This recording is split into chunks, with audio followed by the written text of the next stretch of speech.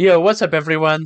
So as you probably already noticed, I'm doing a video series on how to use the Ledger Nano and the Trezor wallet, how to keep your crypto secure in cold storage. If you didn't watch my other videos on how to set up your Ledger wallet, how to set up the Trezor wallet, how to use your wallet in DeFi, please check the other videos. But in the meantime, in this video, I'm going to do a very short but very important video on how to send Bitcoin from an exchange to your Ledger wallet. In this case, I'm going to be using the Ledger Nano S, this beauty over here.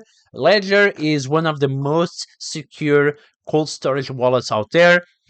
Remember, there is a saying in the crypto space, not your keys, not your Bitcoin, or not your crypto. And what these cold storage wallets allow you to do is basically to have full custody of your crypto, so you are not relying on third parties or on exchanges that may go bankrupt or something like that.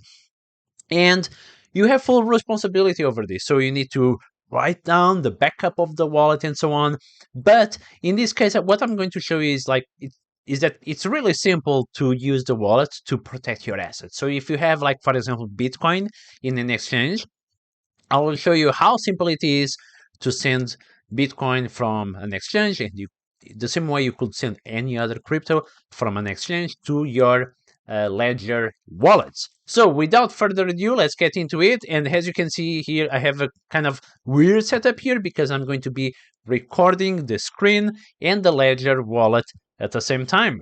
Right, so let's get started by connecting our Ledger to the computer. So basically I have here the Ledger wallet with the USB cord, and I'm going to connect this USB to my computer. The Ledger Nano wallet will only work if it is connected to the computer. So there is no like independent battery or anything like that.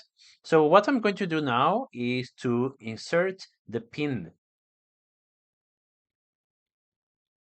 All right, now that the pin is inserted, I'm going here to accounts, and I have here my Bitcoin account, which is associated to this wallet, and I can click here receive, and I can select the different wallets that I have within my ledger.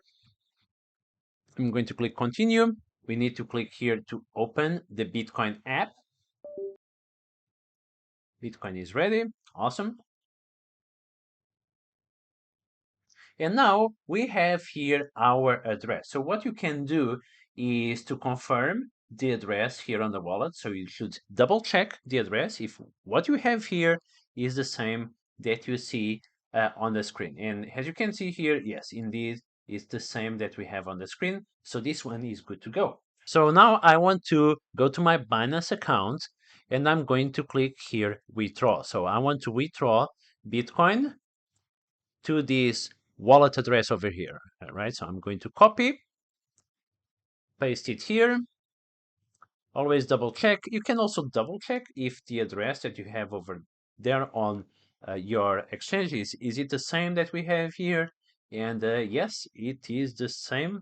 So it's good to go. Network. Yes, it's a Bitcoin network that we are going to be using, and I want to send all the Bitcoin that I have here to my cold storage wallet. Again, let's click withdraw, and again, let's double check the address. Remember, if you send to the wrong address, there is no turning back. But yeah, this seems to be good. It's the address. Yes, click here approve, and now let's go ahead and click confirm. Now, Binance has this multi-factor authentication, so I need to insert a code that I receive on my mobile phone and email. Awesome. Now, withdrawal request submitted, waiting approval. It may take a little bit. It says here that takes approximately 12 hours, but according to my experience, it's more like 10 to 20 minutes depending on the Bitcoin blockchain. As you know, there is one new Bitcoin block on average every 10 minutes. It's not guaranteed that your transaction will be included exactly on the next block. But if your transaction is included on the next block, it could take 1 minute, maybe the next block is within 1 minute or 5 minutes or 10 or 15 or 20. Already happened to me that the next block it took like 30 minutes, but that's normal and there is no reason to concern if your transaction is taking a bit longer than expected.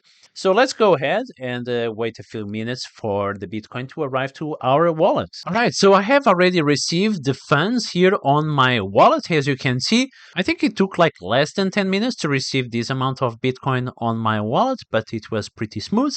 By now, you don't need anymore to use the hardware wallet. You can already disconnect it from your computer. And now your Bitcoin is super secure, right? And you have full custody over it, and there is no way the bad guys or uh, an exchange going insolvent or anything. Nothing bad can happen to your Bitcoin if you use a cold storage wallet, and if you have, of course, the proper backups, just in case you lose your cold storage wallet. If you have the backups, you will always be fine. All right, guys, this was a very simple video, very quick tutorial to show you how easy it is to withdraw Bitcoin from an exchange to a cold storage wallet, like in this case, the Ledger Nano S.